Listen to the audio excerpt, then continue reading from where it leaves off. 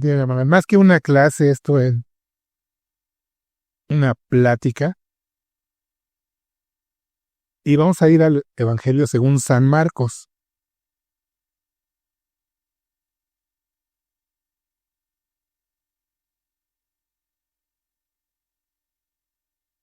En este Evangelio tenemos un panorama de cómo Jesús discipuló a sus apóstoles y a sus otros seguidores para después encomendarles la tarea de llevar el Evangelio.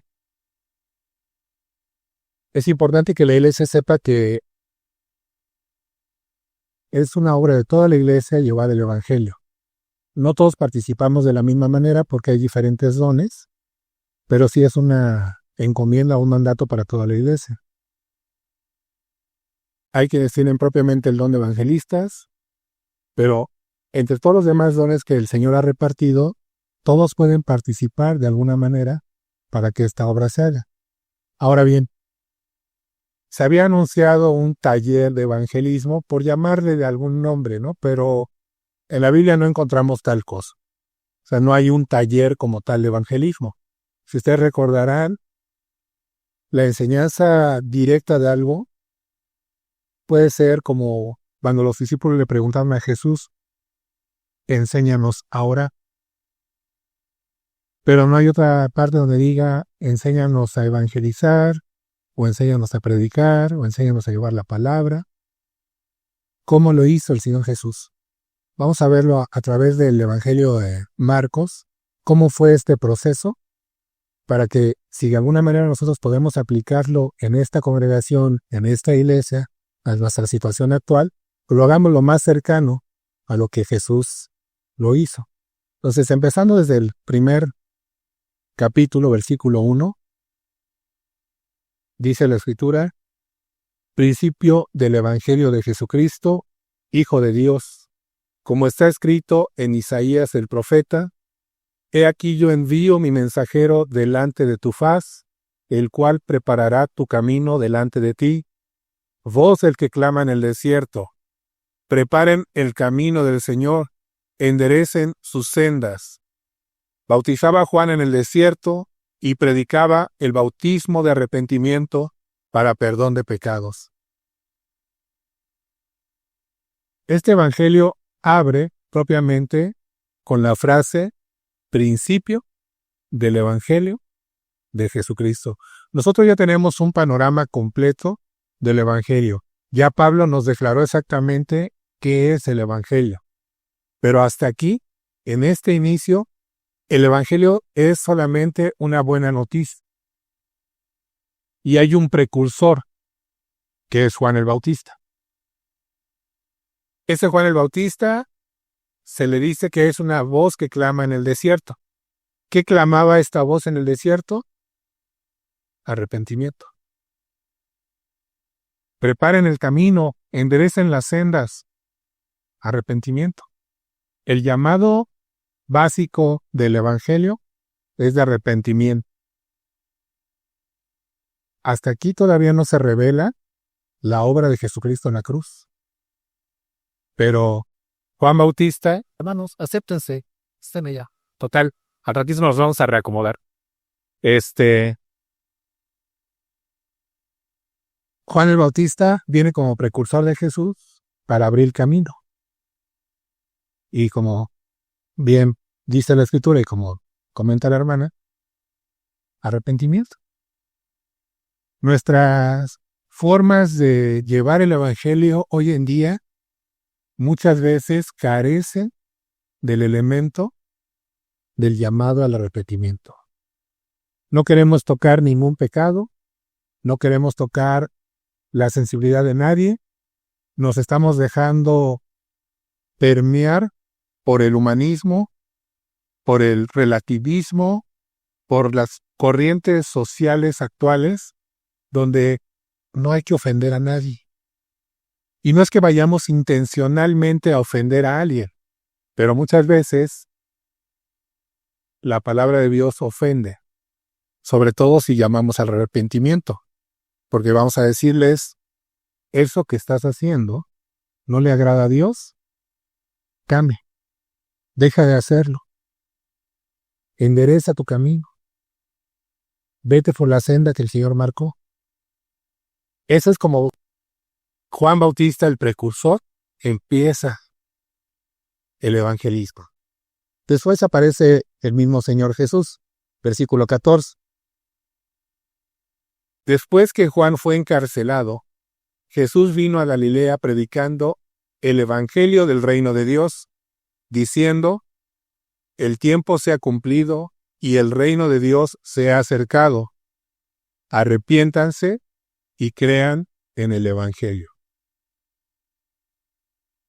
Jesús viene predicando ya, enseñando algo muy específico que es el reino de Dios. Viene hablando de algo que está más allá de este plano. Algo que era difícil para muchos comprender. Pero la premisa básica, ¿qué predicaba? ¿Te acuerdas lo que leí? Otra vez arrepentimiento. Arrepiéntanse y crean en el evangelio. Y volvemos a este punto. Todavía aquí no está revelada la obra de Jesucristo en la cruz. Todavía no está puesto ahí. Solamente le está llamando a que dejen de hacer lo que están haciendo mal y se vuelvan a Dios. Les está prometiendo o les está hablando de un reino que no es de este mundo, que es celestial, que es espiritual, y esa es la buena noticia. La reconciliación con Dios para entrar a ese reino con base en el arrepentimiento de lo que hemos estado haciendo mal. Y ese es Jesús ahorita, nada más. Versículo 16. Sí, hermana. Estamos en Marcos, hermana. Y todos los versículos que vamos a ver es del Evangelio de San Marcos. Estamos en capítulo 1 todavía. No voy a explicar todo lo que vamos a leer, obviamente, pero la base ahorita de la plática es que veamos cómo se ha desarrollado el llamado para ir a evangelizar. Cómo Jesús preparó a sus discípulos para llevar el evangelio. Hay muchas cosas en cada uno de estos versículos que estamos leyendo, que prácticamente sería un sermón cada fracción, ¿no? Pero ahorita, de manera general, lo que quiero que vean es cómo es el proceso para que después podamos entender cómo va a ser el llamado cuando salgamos a evangelizar, para que quienes estén interesados y quienes Dios llame y ponga en su corazón, se sumen a la obra de evangelismo partiendo de esta congregación Dice Dios Eterno. Entonces vemos un precursor, Juan el Bautista, que predicaba arrepentimiento. Jesús empieza a predicar después de que Juan aquí ya está en la cárcel, según el texto, y Jesús predica el arrepentimiento y anuncia el reino de Dios. Ahora dice que andando, versículo 16, junto al mar de Galilea, vio a Simón y a Andrés, su hermano, que echaban la red en el mar, porque eran pescadores, y les dijo Jesús: vengan en pos de mí, y haré que sean pescadores de hombres. Y dejando luego sus redes, les siguieron. Pasando de allí un poco más adelante, vio a Jacobo, hijo de Zebedeo, y a Juan, su hermano, también a ellos en la barca, que remendaban las redes, y luego los llamó, y dejando a su padre Zebedeo en la barca con los jornaleros, le siguieron. Aquí vemos que empieza a hacer Jesús. Jesús ya había empezado a predicar. Jesús ya había empezado a anunciar el reino de Dios y a llamar a arrepentimiento. Y ahora empieza a llamar discípulos. En este caso hay 4 discípulos que son llamados, que son contados después de entre los 12 apóstoles. Y es nada más una muestra de cómo Jesús empieza, cómo es más o menos el orden. Él ya estaba predicando y después empieza a llamar seguidores. Luego, versículo 35. Ya teniendo estos seguidores, ya teniendo algunos discípulos por ahí, dice: levantándose muy de mañana, siendo aún muy oscuro, salió y se fue a un lugar desierto y allí oraba. Está hablando de Jesús. Y le buscó Simón y los que con él estaban, y hallándole le dijeron: todos te buscan. Él les dijo: vamos a los lugares vecinos para que predique también allí, porque para esto he venido. Y predicaba en las sinagogas de ellos en toda Galilea y echaba fuera los demonios. Este es un dato interesante. Bueno, todo lo que vamos a leer de alguna manera es interesante, pero Jesús está saliendo a orar. ¿A cuántos de sus discípulos llamó esa mañana para que se levantaran con él a orar? ¿A ninguno? Ya tenía seguidores, ya tenía algunos discípulos, pero él se fue solo a orar. ¿Qué hace Jesús en esta forma? Enseñar con el ejemplo, sin decirles: vénganse a orar, levántense a orar. ¿No? Es muy temprano, pero hay que orar desde temprano. Eso fue solito a orar. A veces nuestras enseñanzas son de: vamos a hacer esto, vamos a hacer aquello. Pero otras veces deberían ser marcadas por el ejemplo. Jesús se levantó temprano, se fue a orar, no dijo nada. Después llegó Pedro y otros que estaban con él. O sea, ya tenía más seguidores. Y hoy todos te buscan. ¿Sí? Vamos a las aldeas, vamos por ahí a predicar. Y otra vez, aquí sigue todavía en singular. Él predicaba en las sinagogas. Se metía a los lugares donde podía predicar, él predicaba. Vemos otra cosa, ya oró, sale a predicar, pero sus discípulos nada más están con él. ¿Qué están haciendo en ese momento sus discípulos? ¿Escuchando el prof? Acompañando y escuchando. A Jesús está enseñando con el ejemplo, nada más. Vean cómo se hace. Y no les está diciendo, ni siquiera hay aquí una indicación que diga: fíjense, vean, aprendan. Él lo está haciendo. Versículo 40 dice: vino a él un leproso rogándole, e hincada la rodilla le dijo: si quieres, puedes limpiarme. Jesús, teniendo misericordia de él, extendió la mano y le tocó, y le dijo: quiero, sé limpio. Y así que él hubo hablado, al instante la lepra se fue de aquél y quedó limpio. Entonces le encargó rigurosamente y le despidió luego y le dijo: mira, no digas a nadie nada, sino ve, muéstrate al sacerdote y ofrece por tu purificación lo que Moisés mandó para testimonio a ellos. Pero oído él, comenzó a publicarlo mucho y a divulgar el hecho, de manera que ya Jesús no podía entrar abiertamente en la ciudad, sino que se quedaba fuera en los lugares desiertos y venían a él de todas partes. Aquí vemos otra cosa interesante. Si bien se nos dice que Jesús hacía milagros, se echaba fuera demonios, aquí sana a un leproso, a este leproso específicamente le dice y usa palabras o adjetivos muy especiales. Bueno, aquí es un adverbio, ¿no? Rigurosamente. Rigurosamente le dijo. ¿Qué le dijo? Que no divulgara, que no dijera nada. Solamente tenía que ir con el sacerdote, presentar la ofrenda requerida por el milagro de sanidad y ya. ¿Y qué hizo este necio? Qué desobediente. Exacto, ¿no?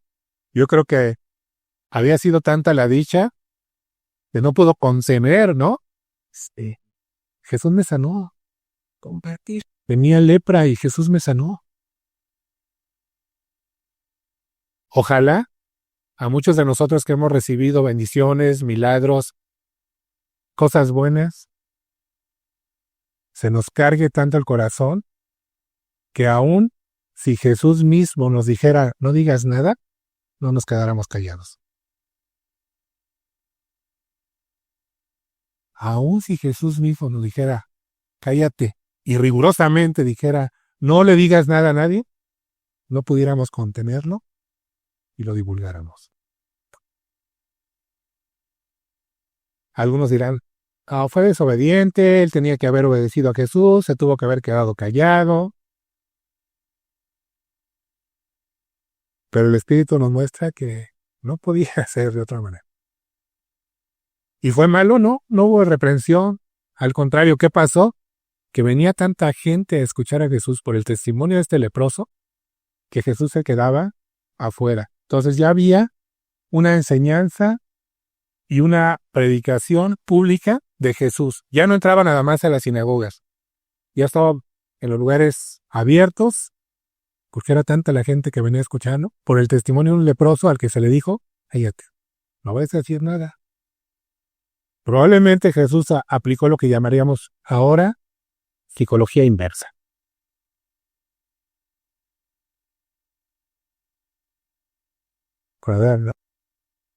Y a lo mejor algunos aquí tenemos que decirles así, hermanos, no salgan a evangelizar, no le digan nada a nadie, no prediquen, ¿no? Y a lo mejor nos pasa como con este leproso. No, ahora voy. Muy bien. Capítulo 2. Entró Jesús otra vez en Capernaum después de algunos días y se oyó que estaba en casa. E inmediatamente se juntaron muchos de manera que ya no cabían ni aún a la puerta y les predicaba la palabra. Jesús seguía en su labor de predicador, evangelizando. Todavía sus discípulos no. Aquí hay un desobediente, solamente por ahí, que ni siquiera andaba con él, que por ahí se fue a divulgarlo. Pero Jesús seguía predicando. Y lo hacía en lugares públicos y lo hacía en lugares cerrados. Ya fue a la sinagoga, ya estaba en los lugares abiertos, ahora estaba en una casa, donde sea, se predicaba la palabra. Eso también es una enseñanza para nosotros. No tenemos límite de lugar o espacio para predicar el evangelio. Ha habido evangelistas muy famosos como Spurgeon, que se ha mencionado muchas veces. Él solamente en el tabernáculo metropolitano, la iglesia donde él pastoreaba, era donde predicaba. Él le tenía que pedir a sus feligreses que se turnaran para asistir a los cultos, para que dejaran entrar a los que no habían oído el evangelio. Era un templo con una capacidad para unas 5,000 personas, dicen que llegó a tener unas 8,000 y que había todavía miles afuera esperando turno para poder entrar a oír a Spurgeon, predicar el evangelio. Era un evangelista dentro de la iglesia. Ha habido otros, como Billy Graham, que hizo cruzadas. Algunos criticarán todo lo que se gastó en esas cruzadas, pero predicó a millones. Y fue aprovechando los medios que hubo en su momento. Radio, televisión, y finalmente alcanzó todavía a usar internet. A lo que voy es que el evangelismo no se tiene que limitar a las actividades de invitación de la iglesia. A cada uno de ustedes, a lo mejor ya varios de ustedes lo están haciendo. Evangelizan donde trabajan, evangelizan donde viven, evangelizan donde estudian. O simplemente, sin decirle nada a la congregación, están yendo por ahí a alguna calle, a alguna colonia, y están evangelizando, ¿no? Gloria a Dios. Pero vemos que no hay un límite de espacio. Versículo 13 dice, después volvió a salir al mar, y toda la gente venía a él y les enseñaba. Seguimos viendo que usa un lugar abierto, un lugar público, pero además enseñaba. Eso es una cosa también interesante. Cuando nosotros salimos y compartimos la palabra, podemos centrarnos en el evangelio nada más. Lo conocemos como el Evangelio. Pero podemos también y debemos también enseñar. Sobre todo, por ejemplo, los que predicamos o pregonamos la palabra, muchas veces predicamos doctrinas. Muchas veces hablamos de algunas doctrinas. He predicado del infierno, he predicado de que Jesús es Dios, he predicado de el sacerdocio de Jesús. He predicado varias doctrinas en la calle con el fin de encauzar a las personas al Evangelio. He predicado evidentemente doctrina de arrepentimiento, he predicado algunas otras doctrinas, pero porque el ejemplo fue así, Jesús no solamente predicaba que se arrepintieran, que se volvieran a Dios, no solamente predicaba el reino de Dios, pero les enseñaba. Les enseñaba, entonces había ahí doctrina, tanto las doctrinas que podemos decir solamente son conocimiento que tenemos que tener como hijos de Dios, pero también cosas que son prácticas para la vida cristiana. Vamos al capítulo 3, versículo 13. Después subió al monte y llamó así a los que él quiso, y vinieron a él, y estableció 12 para que estuvieran con él y para enviarlos a predicar, y que tuvieran autoridad para sanar enfermedades y para echar fuera demonios. A Simón, a quien puso por sobrenombre Pedro, a Jacobo, hijo de Zebedeo, y a Juan, hermano de Jacobo, a quienes apellidó Boanerges, esto es, hijos del trueno, a Andrés, Felipe, Bartolomé, Mateo, Tomás, Jacobo, hijo de Alfeo, Tadeo, Simón el cananista y Judas Iscariote, el que le entregó, y vinieron a casa. Ahora hay un llamado ya específico. Ya hay más seguidores de Jesús. Pero en este punto, él escoge, ¿a cuántos? 12. ¿Para qué? No. De acuerdo al texto que dice. Eran los apóstoles, que significa que iban a ser los enviados. Entonces hay dos cosas ahí. Para que estén con él y para enviarlos a predicar. Y dice que vinieron después a casa con él. La forma tradicional de los rabinos de enseñar era llevarse a los discípulos que ellos escogían a su casa. Y vivían o convivían con ellos. Y entonces observaban no solamente que estaban en las clases del rabino cuando él les daba alguna cátedra, alguna enseñanza, sino estaban viendo lo que hacía cuando se levantaba, cómo se comportaba en su casa, cómo se comportaba con quienes lo rodeaban. Los rabinos tenían que tener una calidad de vida ejemplar para tener discípulos, porque no era nada más de que yo los veo el día de clases y después ya no nos vemos. Se los llevaban a sus casas y convivían con ellos. Mira eso. Entonces, se daban cuenta de cómo eran en realidad. Porque una cosa es que yo venga aquí una hora, o el hermano José, o el mismo pastor, y nos veamos así un ratito, y nos bañemos, y nos perfumemos, o nos vistamos bonito, y después quién sabe cómo es nuestra vida. En ese caso, los rabinos se llevaban a sus discípulos, convivían con ellos, y se daban cuenta de cómo era. Si en verdad lo que iban a aprender era algo bueno, lo iban a ver con el comportamiento de sus rabinos. El mismo apóstol Pablo dice que él fue criado o educado a los pies de Gamaliel. Pablo también vivió con Gamaliel, estuvo.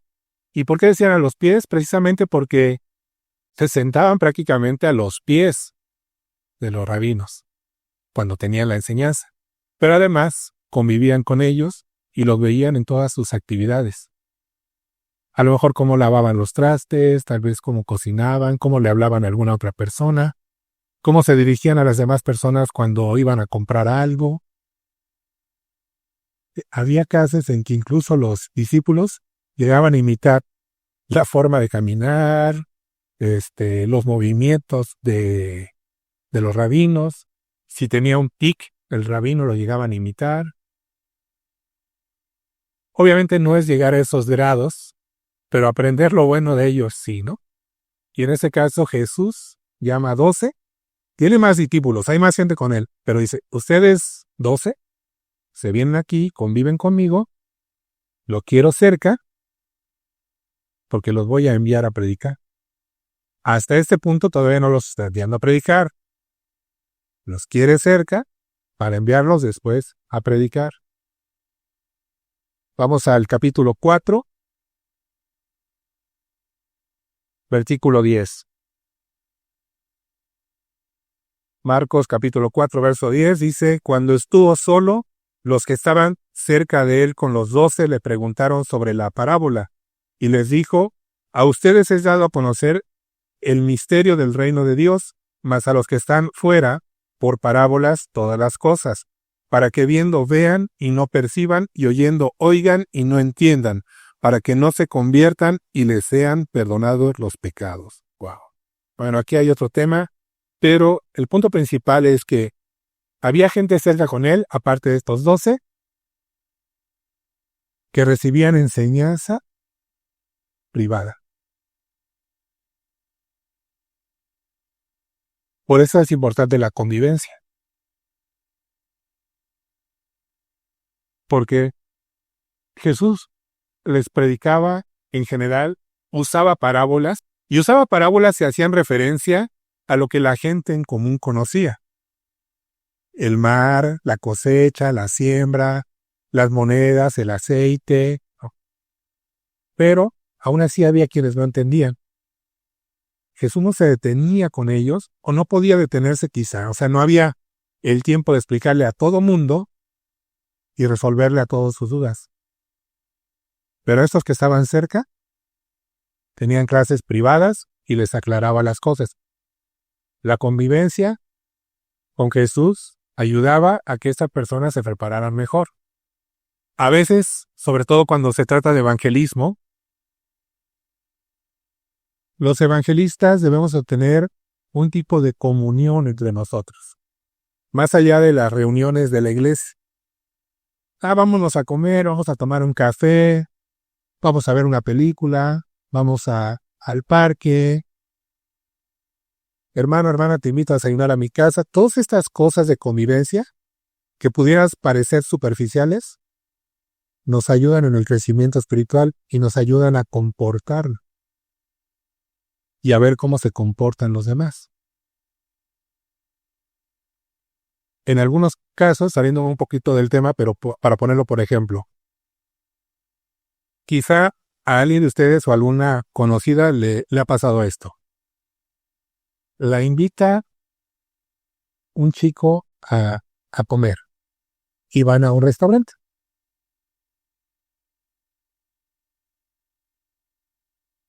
¿Sí o no se han dado cuenta de cómo es esa persona simplemente por ir a un lugar así como un restaurante? Y si tiene la amabilidad el chico de acercarte a la silla, si tiene la amabilidad el chico de ver qué quieres, en vez de decir, para ella tráigale tal cosa, si el chico se comporta con el mesero y le habla respetuosamente. Todos esos son detallitos que nos dan a entender cómo es ese joven. Y a veces cuando ha llegado los casos ahora muy sonados de feminicidio y no tan graves, bueno, de agresiones o de violencia contra la mujer, es que ya había señales. Yo me había dado cuenta de esos puntos de alerta y no quise hacer caso. ¿Y dónde fueron? En esas convivencias. Volviendo al tema. Cuando los evangelistas convivimos entre nosotros, y si de repente en una situación, vamos a decir, vamos en el metro, alguien me empuja, y yo me enojo y le insulto, pues, ay, el hermano Alex, ese es el evangelista, ¿sí? A todo esto la convivencia es importante para darnos cuenta, en verdad, quiénes nos están enseñando y quiénes no, a quiénes debemos imitar y a quiénes no, y cómo podemos edificarnos unos a otros. En el versículo 33 dice, con muchas parábolas como estas les hablaba la palabra, conforme a lo que podían oír, y sin parábolas no les hablaba, aunque a sus discípulos en particular les declaraba todo. Ahora Jesús, aparte del ejemplo que puede dar en la convivencia, tiene esta ventaja, clases particulares. A lo mejor hoy en esta plática nos quedamos a medias y no sé por el tiempo ahorita que tengo la alarma ahí por cualquier cosa, pero pueden quedar dudas. Esas dudas de repente se resuelven cuando convivimos entre nosotros. Cuando de repente estamos tomando un café o tomando un refresco, un helado por ahí. Oye, hermano José, tú dijiste esto en la clase. ¿Por qué? O, hermano, estaba yo leyendo esto. ¿Qué quería decir? Hermana, yo vi que el otro día tú te acercaste a una persona y le estabas hablando y esa persona me parecía que estaba interesada en lo que tú estabas diciendo. ¿Qué le dijiste? Esa es la forma que no se va a poder dar aquí en una iglesia, en un sermón, en una predicación, en una clase, sino son las cosas que suman y suman enseñanza y aprendizaje y experiencia, andando, vamos a decir, que ya en el camino, en el campo, en la convivencia. Capítulo 5, versículo 18. Aquí hay otro caso. Al entrar él, Jesús, en la barca, el que había estado endemoniado le rogaba que le dejase estar con él. Mas Jesús no se lo permitió, sino que le dijo, vete a tu casa, a los tuyos, y cuéntales cuán grandes cosas el Señor ha hecho contigo, y cómo ha tenido misericordia de ti. Y se fue, y comenzó a publicar en Decápolis cuán grandes cosas había hecho Jesús con él, y todos se maravillaban. Aquí, a diferencia del leproso, aquí sí le da la indicación. Ve con los tuyos y cuéntales cuán grandes cosas ha hecho el Señor contigo. Aquí es interesante, aquí es otro tema, pero lo voy a mencionar nada más. El Señor aquí claramente es Jesús. Porque este que había sido endemoniado fue a decir las cosas maravillosas que Jesús había hecho con él, de acuerdo al texto. Ahora, le dijo que fuera con los suyos, que fuera con su familia. Y vemos un caso más de no poderse contener. Porque hablanchín se fue a Decápolis. Decápolis, por el nombre, es una zona de 10 ciudades. Había una región de 10 ciudades. Básicamente, porque había 10 ciudades principales. En algunos escritos antiguos se mencionan hasta 18 ciudades en esa región. Algunos otros historiadores mencionan 14 regiones en esa ciudad, 14 ciudades en esa región. Pero básicamente 10 ciudades principales. Se fue a 10 ciudades este leproso a compartir el evangelio, a compartir lo que el Señor había hecho con él. Entonces, ojalá tengamos todos en nosotros, cada uno y cada una, ese espíritu tan fuerte que no nos limite a comentarle nada más a nuestra familia el evangelio, sino que me digan un día, o nos digan algún día, hermano, yo quiero ir, pero quiero ir a predicar a tal ciudad, o quiero ir a predicar a tal colonia, o quiero ir a predicar a tal punto de la ciudad. ¿Me acompañas? Y nos organizamos y vamos, ¿no? Pero que sea ese impulso del Espíritu Santo y de reconocer cuán grande es el favor de Dios, su misericordia al salvarnos, que no podamos contenernos. Vamos a decir que los textos centrales de toda esta plática, capítulo 6, verso 7.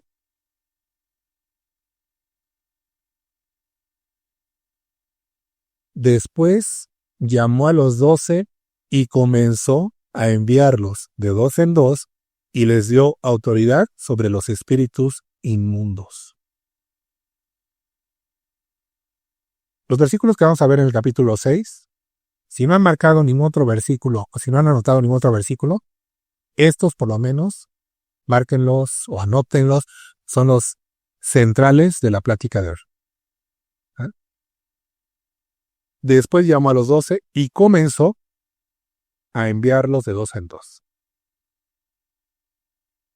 Jesús predicó con el ejemplo, se salía a orar sin llamar a sus discípulos, empezaba a predicar por todas partes, sea en una sinagoga, sea en la orilla del mar, sea en un lugar desierto, sea en una casa. Junta a unos cercanos, a los que les da clases privadas, particulares, conviven con él más tiempo.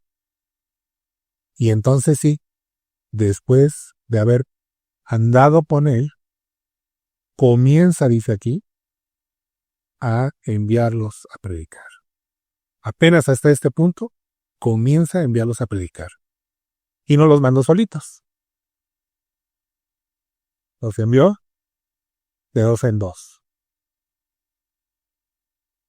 A veces, y no es queja, he tenido que ir solo. La hermana Carmen seguido va sola. Y probablemente alguien más de ustedes ha ido solo o va sola a algún lugar a evangelizar. No es lo ideal. El mismo Señor Jesús puso ejemplo mandando de 2 en 2. El apoyo de tener a alguien cerca de ti es increíble. No es lo mismo pararse, hablarle a alguien yendo solito o solita que ido con alguien acompañado. Voy a dar un testimonio de unos hermanos. Cuando andábamos en la región del Bajío predicando, 2 de los hermanos estaban predicando en Guanajuato. Se metieron a una colonia donde había una pandilla o hay una pandilla que son los guadalupanos. Los guadalupanos, aparte de ser católicos guadalupanos, una de sus características es que se tatúa a la Virgen en el antebrazo generalmente o en el brazo. Estos hermanos, lo que hacíamos para predicar en estas colonias o en estas zonas es que tocábamos en cada puerta y le decíamos a los vecinos, vamos a estar en el medio de su calle o vamos a estar en la esquina y vamos a compartir un mensaje del Evangelio. Si gustan salir a escuchar, son bienvenidos. A veces no salía nadie. A veces salía una persona, 2. A veces salían varios de la cuadra. En esta ocasión, estos 2 hermanos terminan de predicar, no hay nadie, y viene uno de los guadalupanos, un tipo fuerte, grande, tatuado de los 2 lados. Dice, ustedes vinieron a predicar, ¿verdad? Vengan conmigo. Dice, no, es que ya terminamos. No, dice, yo ya junté a mis muchachos y a ver, van a venir a predicar. No se quedan en duda, ¿no? ¿Vamos o no vamos? Ya junté a mis muchachos, son la pandilla de los guadalupanos. En el nombre del Señor, vamos. Llegaron a un taller, había como 25 personas, todos ellos de los guadalupanos, tatuados, y bueno, les predicaron el Evangelio. Terminaron, nada más, y les dijo al líder, mañana quiero que vengan otra vez. Bueno, regresaron segundo día, regresaron un tercer día, regresaron, que les digan, quiero que vengan otra vez, y quiero que vengan otra vez. Cuarto día, dice uno de ellos, eran Miguel y Memo, de Miguel. Cuarto día, no había habido ninguna respuesta al evangelio, pero ahí estábamos, ¿no? Casi que amenazados por ellos. Sí, muy bien, dice. Estos 3 días que pasaron nos han hablado de Jesús, del Hijo. ¿Pero qué de su madre? No nos han dicho nada de la madre de Dios. Vas, Memo. Y bueno, pues el otro hermano tuvo que predicar. Y tuvo que predicar, pues, la verdad sobre María. Y cómo María no tiene poder de intercesión. Y cómo María no es salvadora. Y cómo María no es quien les puede ayudar. Y menos Guadalupe. Y ahí empezó el cambio.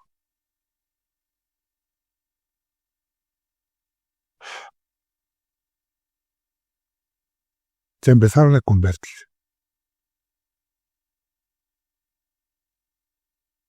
Y estos pandilleros se empezaron a convertir.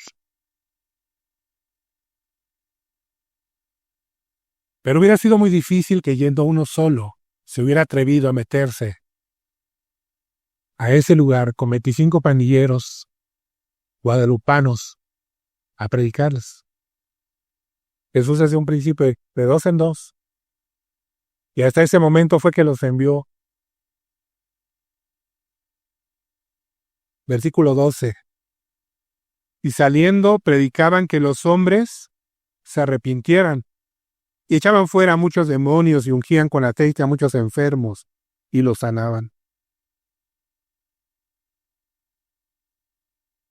¿Qué predicaban?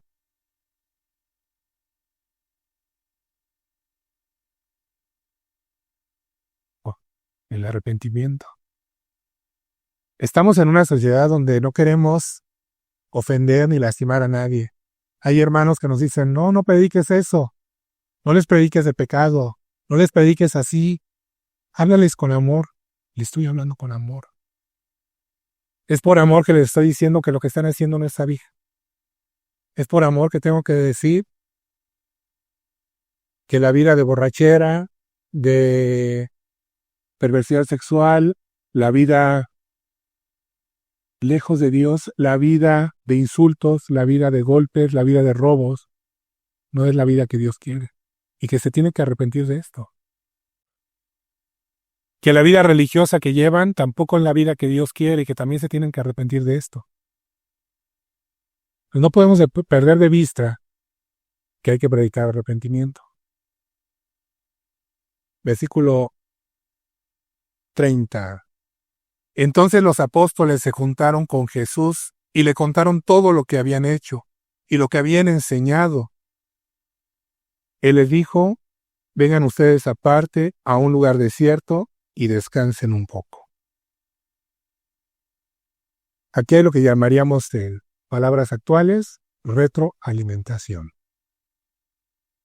Regresan los apóstoles después de hacer la obra, platican lo que han hecho, pero además lo que han enseñado.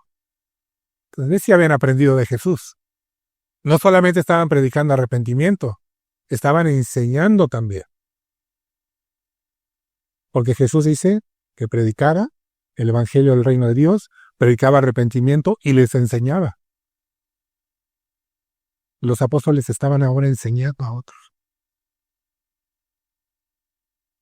Sí, pueden decir, Señor, en tu nombre echamos fuera demonios, sanamos, hicimos esto y aquello. ¿Bien? Señor, les enseñamos esto. Y ahí es donde me atrevo a decir que Jesús les corrigió, les ayudó, les enseñó más.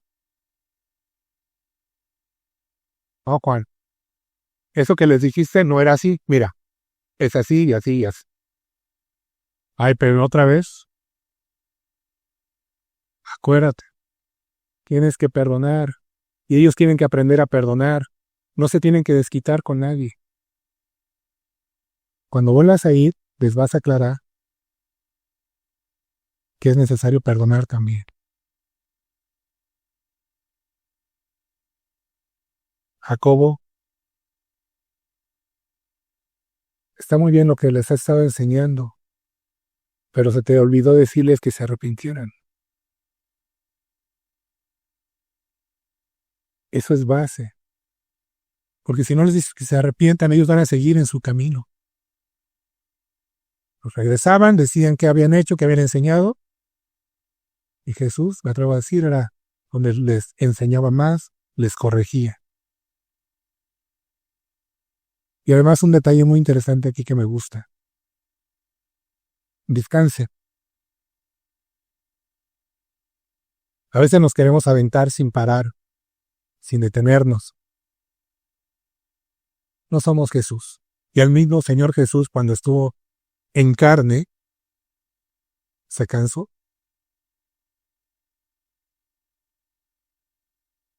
Nosotros somos seres humanos, siervos inútiles. Tenemos una encomienda, así un mandato. Pero también tenemos que ser responsables con nosotros mismos y descansar.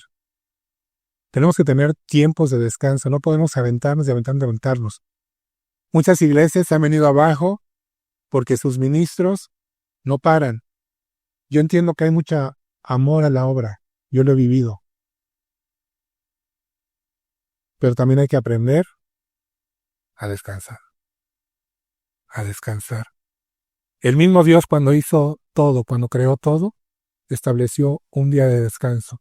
No por Él, porque Él sí no descansa. El Señor Jesús mismo dijo, mi Padre trabaja, aunque sea sábado, yo también trabajo. Pero, dice, puso el sábado por causa del hombre. Puso el reposo, el descanso, por causa del hombre. Y de la mujer, entiéndase, por causa de los seres humanos, nos da descanso. Entonces, tenemos que ser sabios. Y nos las vamos a vivir descansando, porque la iglesia ya, bueno, es que el Señor nos dijo que descansáramos y no salimos a evangelizar y no compartimos la palabra. No. Tenemos un tiempo de trabajar y un tiempo de descansar. Hay tiempo para todo. Pero sí, les recomiendo, si se van a meter en esto porque es una batalla espiritual, es una lucha muy, muy tremenda, es orar, es ayunar, es enfrentarse a diferentes humores, a diferentes personas. A veces hay que desvelarse, a veces hay que madrugar, a veces hay que recorrer caminos largos. Va a haber un momento de descanso, hay que ponerlo. Estos versículos son el corazón porque, les digo, de aquí aprendemos que tenemos que salir, sí, de preferencia no solitos o solicas, y juntarnos para retroalimentarnos, para enseñarnos más y tener esos tiempos de descanso. Vamos a ver si nos da tiempo de ver los siguientes versículos, pero ese es el corazón, hermanos. Capítulo 7, versículo 32. Y a Jesús le trajeron un sordo y tartamudo y le rogaron que le pusiera la mano encima. Y tomándole aparte de la gente, metió los dedos en las orejas de él, y escupiendo tocó su lengua, y levantando los ojos al cielo, gimió y le dijo, Efata, es decir, sea abierto. Al momento fueron abiertos sus oídos, y se desató la liga dura de su lengua, y hablaba bien, de la ligadura de su lengua.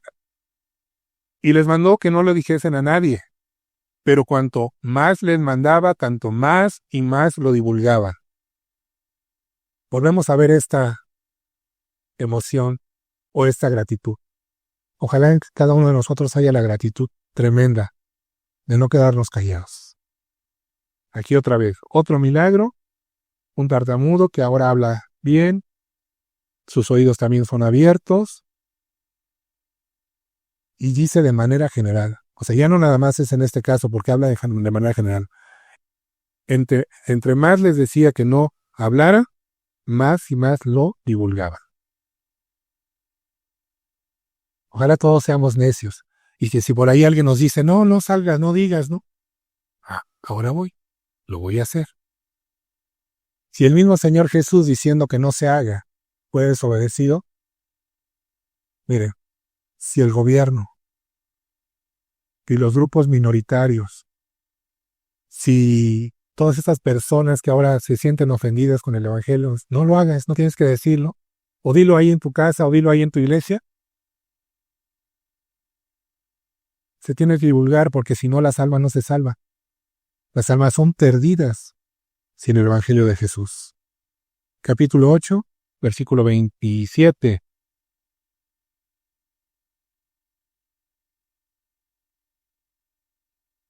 Salieron Jesús y sus discípulos por las aldeas de Cesarea de Filipo, y en el camino preguntó a sus discípulos diciéndoles, ¿quién dicen los hombres que soy yo? Ellos respondieron, unos Juan el Bautista, otros Elías y otro alguno de los profetas. Entonces él les dijo, ¿y ustedes quién dicen que soy? Respondiendo Pedro le dijo, tú eres el Cristo. Pero él les mandó que no dijeran esto de él a ninguno. Qué tremendo. ¿Por qué no podían decir que él era el Cristo?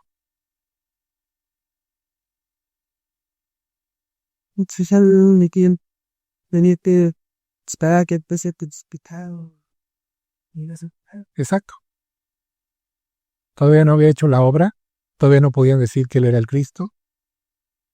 ¿Y entonces cómo evangelizaban?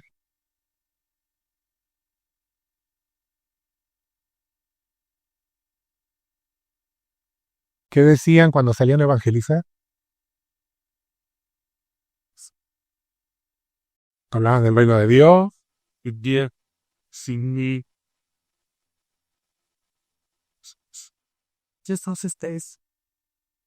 Sí, pero los discípulos, los 12 apóstoles en particular, y los demás, ¿qué hablaban? ¿Qué decían?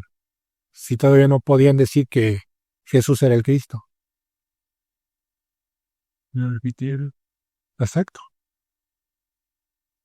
Les llamaban a arrepentimiento, les enseñaban acerca del reino, hablaban el testimonio de lo que Dios había hecho con ellos. Y todavía no estaba declarado, así como nosotros tenemos el Evangelio tan claro. Así como Pablo nos los aclaró. Ajá. No teníamos Nuevo Testamento. Y eso lo limitó. Nosotros muchas veces como seres humanos queremos limitar a las personas. No, hermano, es que vete al seminario para que puedas ser un predicador o puedas ser un evangelista. 4 años después, quién sabe cuántas miles de personas no oyeron el Evangelio, pero ya salió otro más preparado. Tenemos que dejar en libertad del Señor que si una hermana o un hermano está compartiendo la palabra, lo haga. Jesús dijo, el que no está contra mí está conmigo. Así sencillo, simple, ¿no? No les impidan ustedes hablar. Ustedes no son nadie para impedirles hablar. Nosotros ponemos reglas como seres humanos. A veces algunas agrupaciones o denominaciones tienen cada quien sus reglas. Decimos, sí, son respetables, pero no cuando limitan la proclamación del Evangelio. No cuando limitan el compartir y el dar testimonio de la fe en Jesús. Ahí sí no. Ahí sí no nos podemos tallar. Tenemos que compartirlo, tenemos que decirlo. En este punto, todavía no podían decir que Jesús era el Cristo. Hoy nosotros ya podemos decirlo. Nosotros ya no tenemos ese límite, ya lo tenemos abierto, ya está claro, ya hay pruebas de la resurrección de Jesús. Ya no tenemos que limitarnos al punto de las otras doctrinas y el arrepentimiento. Ya tenemos un conocimiento más amplio. O sea, tenemos menos pretexto para quedarnos callados o calladas. Tenemos que hablar del Evangelio. Y el Evangelio incluye ese arrepentimiento, incluye las doctrinas y incluye otras enseñanzas. Y no es nada más un Evangelio como obra de la prosperidad y del mucho amor y que no les digas nada que los ofenda. La doctrina y la palabra de Dios como tal ofende. Cuando dice la palabra que ni los borrachos, ni los fornicarios, ni los idólatras entrarán al reino de Dios, eso va a ofender. Pero si no decimos eso, esas personas que están viviendo en esa situación no se van a poder arrepentir, no se van a dar cuenta de que están mal delante de Dios, no van a poder creer en Jesús y no van a poder tener salvación. La fe es por pero oír ¿qué? La palabra de Dios. Ok. Oh. Vamos, 13:10.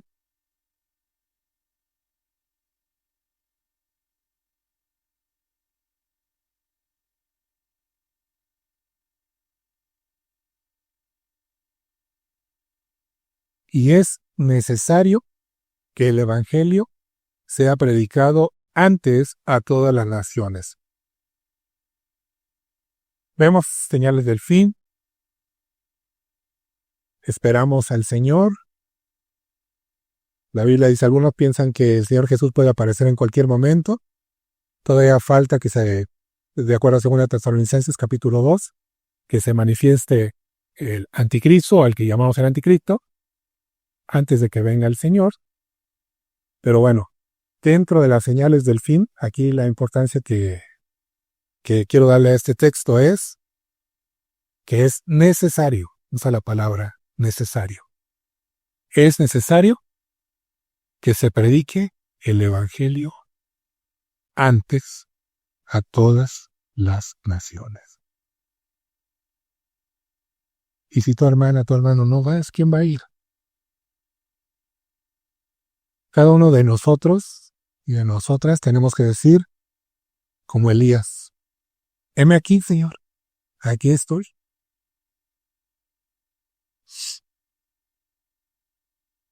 El Evangelio tiene que ser llevado a todas las naciones y a cualquier colonia. Y a lo mejor no tenemos los medios para ir a otro país, a otro pueblo.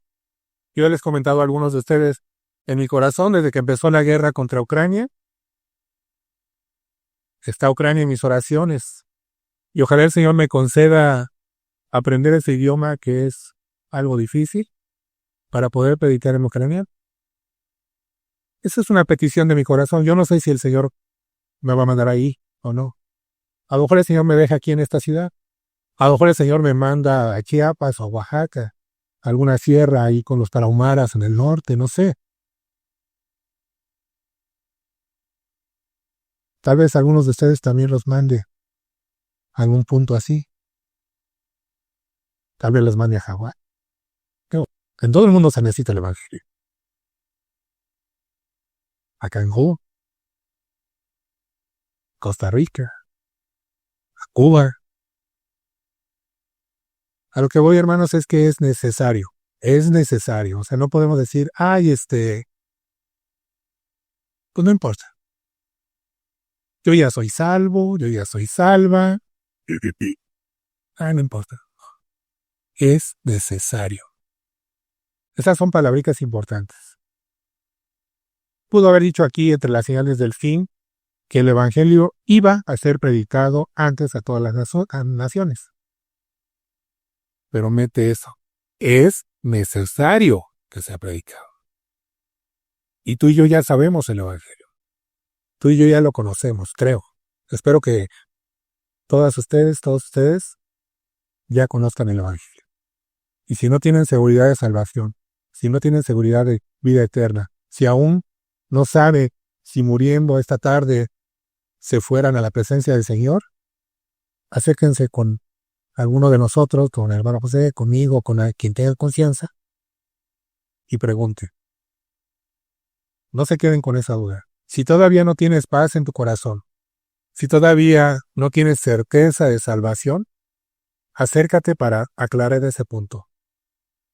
Pero si ya tienes certeza, si ya hay fe en tu corazón, si tú dices, yo ya soy una hija de Dios, un hijo de Dios, y sé que si me muero esta tarde me voy a la gloria del Señor, tú ya no tienes ninguna excusa para no participar en la obra de evangelismo. Ya no hay excusa. Último capítulo. Versículo muy conocido, la mayoría se lo sabe de memoria, creo, espero, si no, apréndanselo.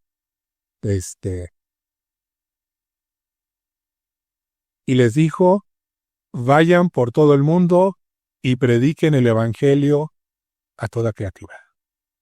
El que crea y sea bautizado será salvo, mas el que no crea será condenado. ¿Está claro o no está claro el mandamiento? Versículo 15.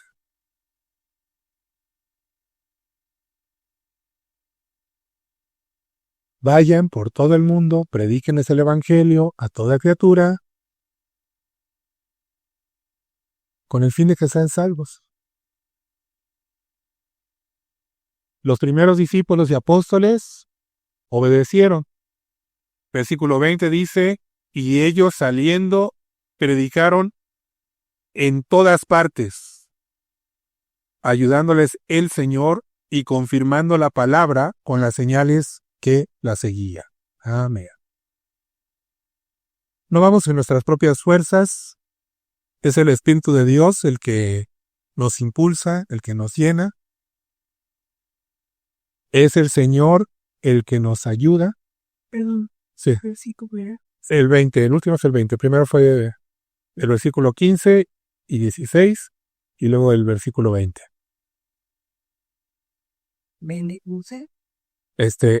No, Marcos 16 es el capítulo. Los versículos son 15, 16 y 20. 15 y 16 son el mandamiento. Versículo 20 es una muestra de que ellos obedecieron. Fueron por todas partes predicando el evangelio, confirmando con las señales, pero siempre ayudándoles el Señor. No vamos en nuestras fuerzas, vamos en las fuerzas del Señor. Entonces, 15, 16 y 20. Ajá. Marcos 16, capítulo 16, versículos 15, 16 y 20.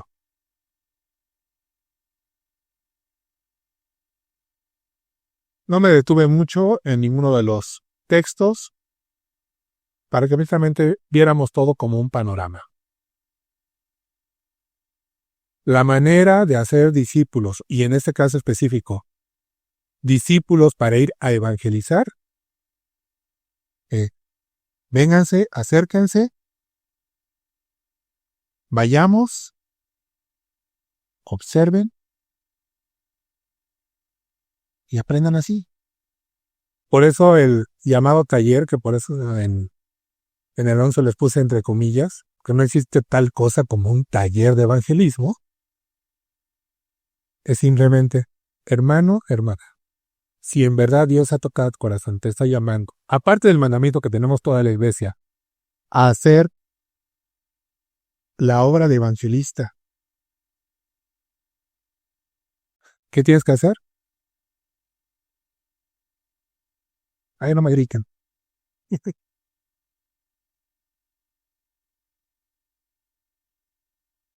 Compartir.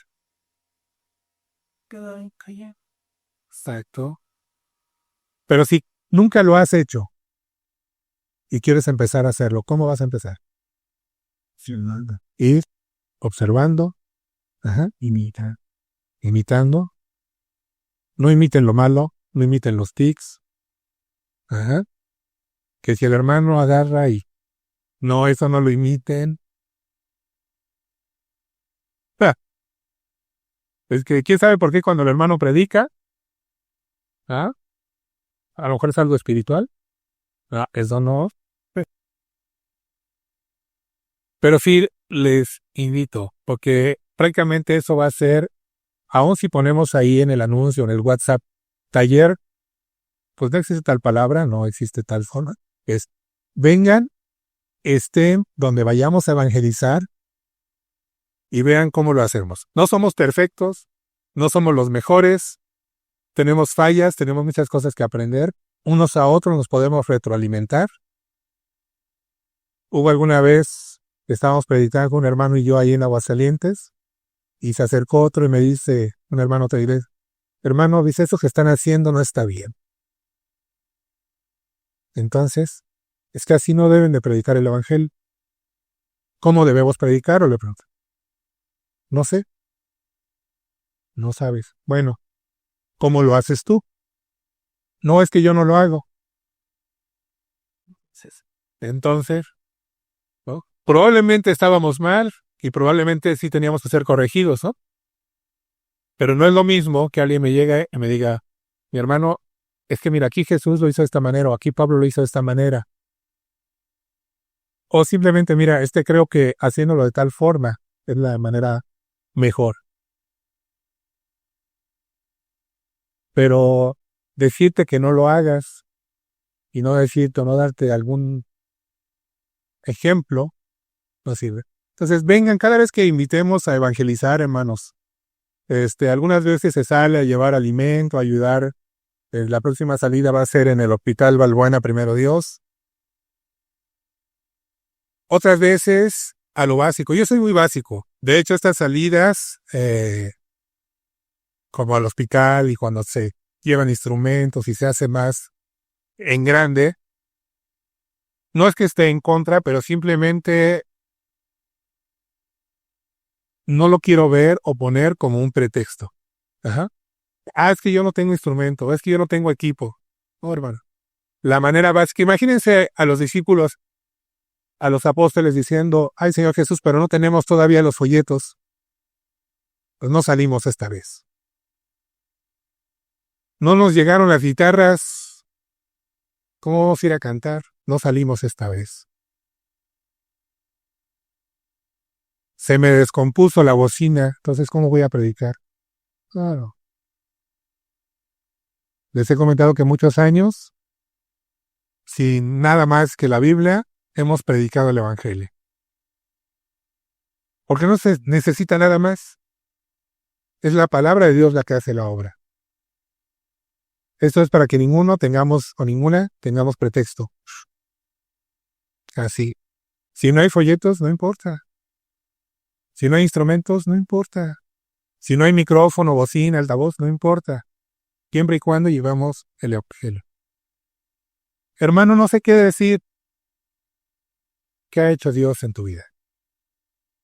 Así como el sordo catamudo, así como el leproso, ¿qué ha hecho Dios en tu vida?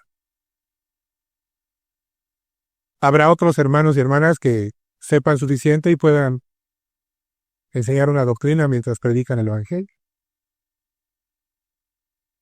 Habrá quien hable uno a uno. Habemos quienes pregonamos. Pero pretextos no hay. Entonces, aun si dices, yo todavía no sé ni qué voy a hacer, pero sí quiero empezar, ven, aunque no hagas nada, aunque ni siquiera te pongas a repartir folletos. Ve para escuchar, para aprender. Y después puedes decir, hermano, cuando tú estabas predicando dijiste tal cosa. O cuando el hermano fulanito o la hermana dijo tal cosa. ¿Por qué? Y así vamos creciendo. Vamos a darle gracias al Señor. Nuestro buen Padre, gracias por este tiempo. Motiva los corazones de los que estamos aquí presentes para llevar a cabo tu obra de evangelismo, Señor.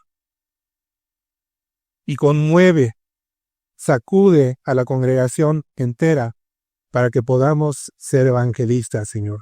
Yo sé que tú has determinado dones y que solo unos cuantos seremos los que salgamos, pero aún así, Señor, la obra es de toda la iglesia y toda la iglesia puede participar y toda la iglesia puede cooperar y toda la iglesia puede poner parte de acuerdo a los dones que tú has repartido.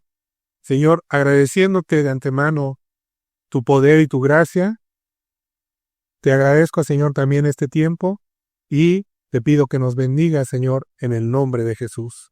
Amén.